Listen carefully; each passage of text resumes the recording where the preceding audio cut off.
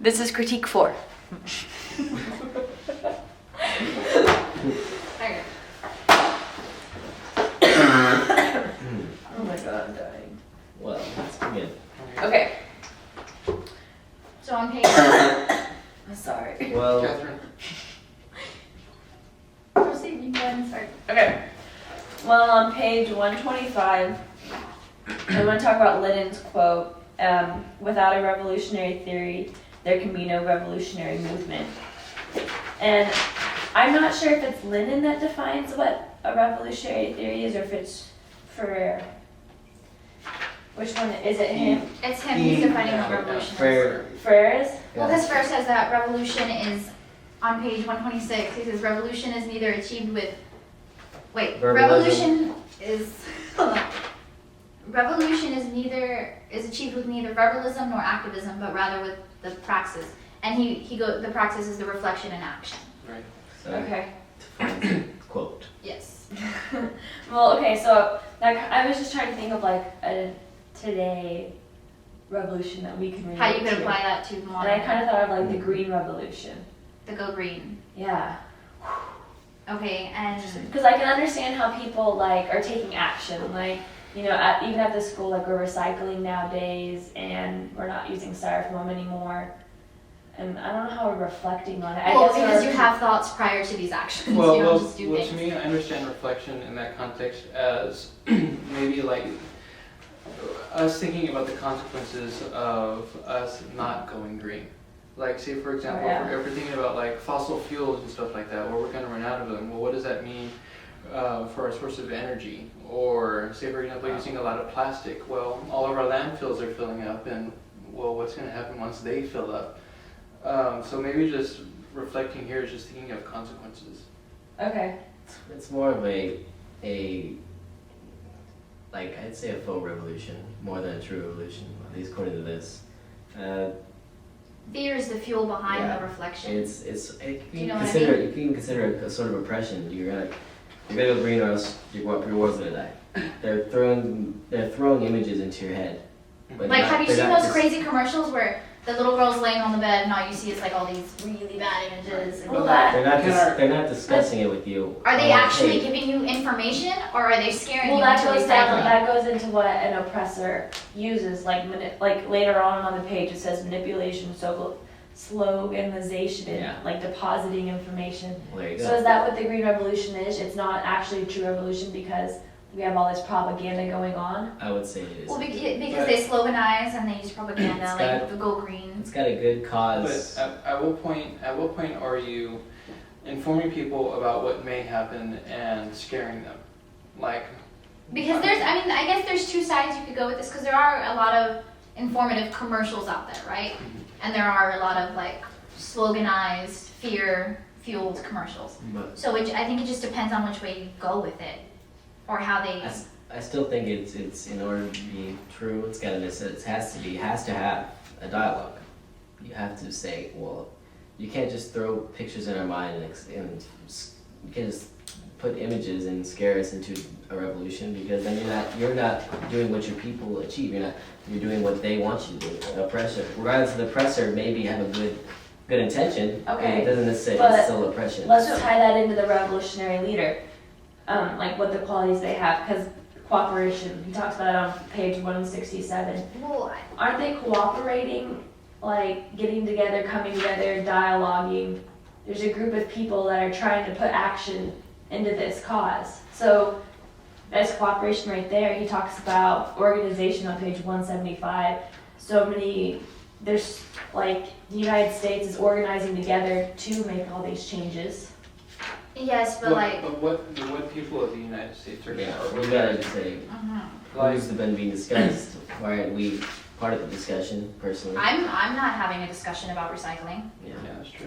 You hear Who's about having the people- discussion about recycling? I know, but just does a revolution have to include everybody, or could there be like different groups Delegates. of people? Like representatives. Well, then you have. But then that shows elitist. Yeah. You know, that gives you the idea of That's elitist. that's the oppressor, because they're trying to make you think that they think for you, and that's one of the. And that ideas they know Freire- better than you. That Well, they know more than you. Freire says you can't be thought. You can't. The leader can't think without the oppressed, think for the oppressed, but with the oppressed.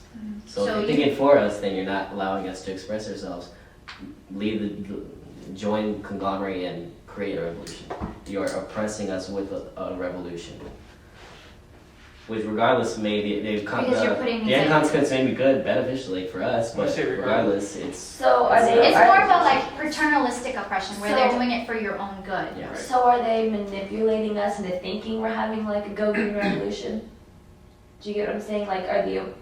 I don't know. Maybe like the bandwagon effect. Like, it seems like everybody's doing it, so well, I may as well do it too.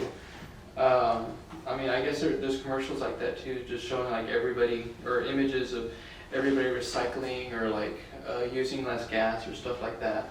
When in fact, I mean, it's rare to see people It's do very that. rare to see, yeah. But that goes towards, that's manipulation. That's one of the qualities that an oppressor has. So therefore, Right. It's got a lot of is it government that's oppressing us though? Like, is it government behind all these regulations? government is obviously an oppressor because they use the concept of delegating your ideas. If you delegate your ideas, you're not. It's really hard to actually have a full 100% true democracy, of course, but the concept of government is inherently oppressive. Okay. Well, if you say government's Wait. oppressive, I want to apply it to these rules of what the techniques an oppressor uses. Okay. So how has the government conquest us?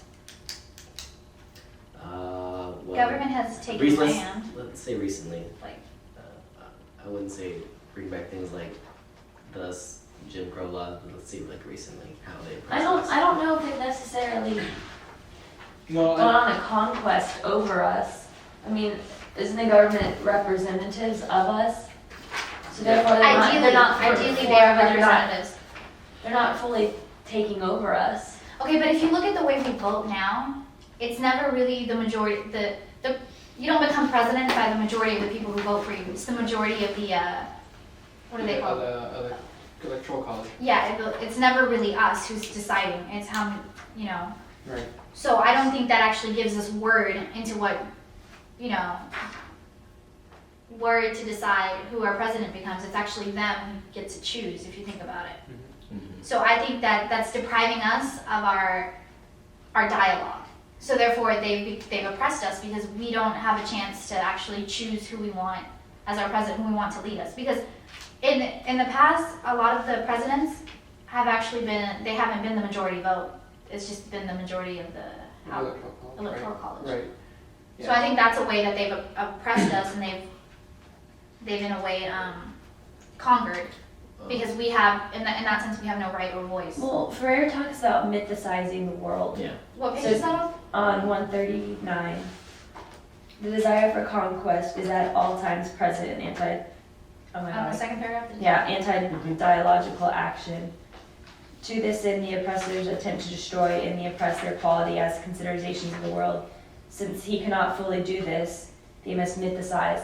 So do you think the government has tried to make us see a false reality? I think so. I think this actually goes back to what Tom Green was Horn. saying. Yeah. What Tom Horn, what he was Yeah, trying to Tom Green, what Tom Horn was trying to do, and he says he didn't want to teach oppression because he didn't want them to perceive, America as this land where oppression went on. He wanted to perceive the land as something that, you have freedoms and liberties and you can make the American dream come true.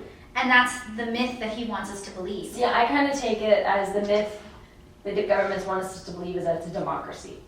Like, it's a myth that everyone has a say in the government. In reality, Well, like what I was just like saying. you're talking about voting and the, what's it called? Electoral college. Electoral college, there you go. Well, to me, it's You might have an influence, but not maybe like a direct. well, to me, it's not Access a to fact change. that they purposefully created an illusion before this. It's just that our government system is very complex, and not everybody understands how complex it is. I mean, who reads the Constitution, Not I. right? Governments. But I mean, it's in my opinion, it's a brilliant system, but I just think we're too big for it. But That it would work on a smaller scale. Well, on a smaller scale, I think it would, but I just think this country is just too big, and there's just too many issues to deal with. So then are you saying that we must divide ourselves? Like in that sense, you're saying Yes. that